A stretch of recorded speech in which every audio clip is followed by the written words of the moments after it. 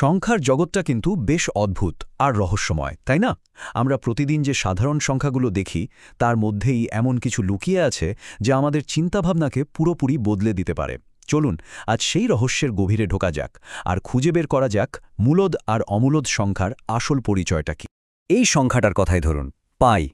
এর দশমিকের পরের অঙ্কগুলো তো চলতেই থাকে, যেন এক অন্তহীন যাত্রা। আর সবচেয়ে মজার ব্যাপার হলো, এর কোনো নির্দিষ্ট নিয়ম বা প্যাটার্ন নেই। এটা কখনোই শেষ হয় না, আর কোনো সংখ্যার পুনরাবৃত্তিও ঘটে না। ঠিক পাইয়ের মতোই আরেকটা উদাহরণ হল 2-এর বর্গমূল, মানে √2।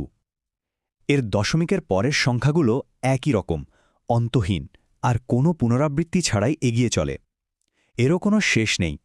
তো প্রশ্নটা আসেই, এই যে অদ্ভুত সংখ্যাগুলো যারা শেষও হয় না, আবার নিজেদেরকে রিপিটও করে না, এদের পরিচয়টা কি? চলুন আজ এই রহস্যটাই সমাধান করা যাক। এই রহস্যের গভীরে যেতে হলে আমাদের আগে কিছু নিয়মকানুন ঠিক করে নিতে হবে। মানে দেখতে হবে সংখ্যাগুলোকে কোনো নির্দিষ্ট সংজ্ঞার ছাঁচে ফেলে আলাদা করা যায় কিনা। বিখ্যাত গণিতবিদ ব্লেইজ প্যাসকেলের একটা কথা আছে। তিনি বলতেন, যে কোনো কিছু ঠিকঠাক বুঝতে হলে সেটার একটা পরিষ্কার সংজ্ঞা থাকাটা খুব জরুরি। তো মূলদ সংখ্যার সংজ্ঞাটা কি? খুব সহজ। যে কোনো সংখ্যাকে যদি দুটো পূর্ণ সংখ্যার ভাগফল মানে a/b আকারে লেখা যায়, তাহলেই সেটা মূলদ সংখ্যা। এখানে শুধু একটাই শর্ত, নিচের সংখ্যাটা মানে b শূন্য হতে পারবে না। এটাই হলো আসল পরীক্ষা। চমৎকার! তাহলে চলুন এবার কয়েকটা সংখ্যাকে এই নিয়মের পাল্লায় ফেলে মাপা যাক। দেখি কে পাশ করে আর কে ফেল। প্রথমেই আসছে 7। এখন মনে হতে পারে 7 তো একটা গোটা সংখ্যা, এটা তো ভগ্নাংশ না, তাহলে এটা কি মূলদ হবে? হ্যাঁ, অবশ্যই হবে, কারণ 7কে তো আমরা চাইলেই 7/1 মানে a/b আকারে লিখতেই পারি। তার মানে 7 এই পরীক্ষায় একদম পাস। আচ্ছা, পরেরটা দেখা যাক।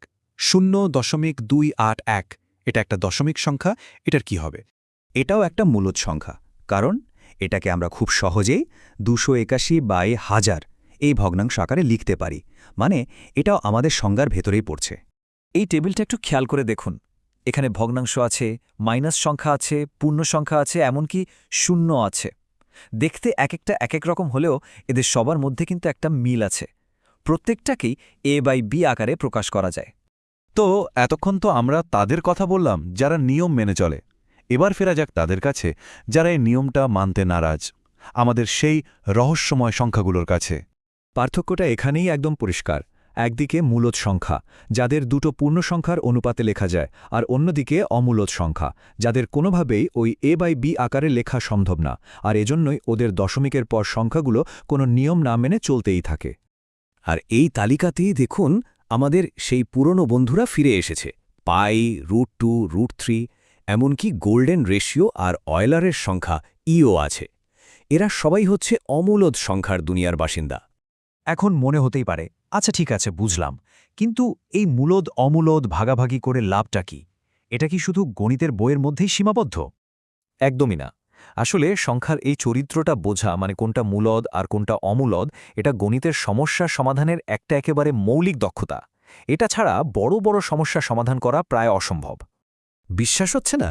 তাহলে আন্তর্জাতিক গণিত অলিম্পিয়াডের সিলেবাসটাই দেখুন না। এখানে সফল হতে হলে পূর্ণ সংখ্যা, ভগ্নাংশ, মূলদ সংখ্যা এই সব কিছুর ওপর একেবারে পোক্ত ধারণা থাকতেই হবে। মানে এটা শুধু বইয়ের পড়া না, এটা একটা প্রায়োগিক দক্ষতা। তাহলে এটা পরিষ্কার যে বাস্তব জীবনে বা প্রতিযোগিতার ক্ষেত্রে এই ধারণাগুলো কতটা জরুরি। কিন্তু এর বাইরেও সংখ্যার এই জগৎটা কিন্তু আরও অনেক বড় আর বিস্ময়ে ভরা। এখানে একটা মজার ব্যাপার আছে, শুনুন। ধরুন একটা সংখ্যা 0.121212, এটা তো অনন্তকাল ধরে চলছে, তাই না? দেখে মনে হতে পারে এটা অমূলদ, কিন্তু না। এই ধরনের সংখ্যা যেখানে দশমিকের পর